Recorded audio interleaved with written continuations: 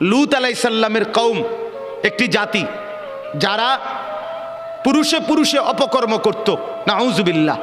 আল্লাহ তাআলা এই কঠিন অপরাধের কারণে তাদেরকে জীবন্ত উল্টাইয়া সাতবক জমিনের নিচের মাটি উপরে তুলে তাদেরকে জিন্দা মাটির নিচে দাফন করে দিছে, পাথরের বৃষ্টি বর্ষণ করে ধ্বংস করে দিছে।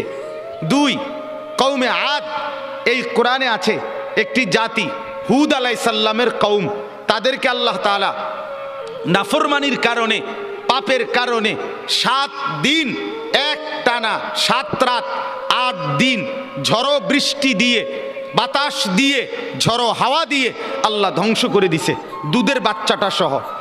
3 নাম্বার, এই কোরআনে আছে একটি জাতি কওমে সামুদ, সামুদ জাতি সালেহ আলাইহিস সালামের কওম, আল্লাহ তাআলা তাদেরকে নাফরমানির কারণে ফেরেশতার একটা বিকট চিৎকার দিয়ে একেবারে ধ্বংস করে দিয়েছে।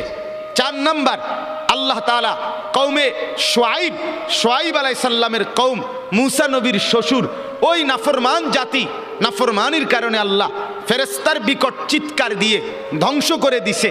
আল্লাহর কসম, কোরআনে আছে এই 4টা সম্প্রদায়, কওমে লূত, কওমে আদ, কওমে শুআইব, কওমে সালেহ মানে কওমে সামুদ যেটাকে বলে, এই 4টি জাতিকে আল্লাহ জীবন্ত মেরে ফেলছে ফজরের ওয়াক্তে, ফজরের ওয়াক্তে, ফজরের ওয়াক্তে।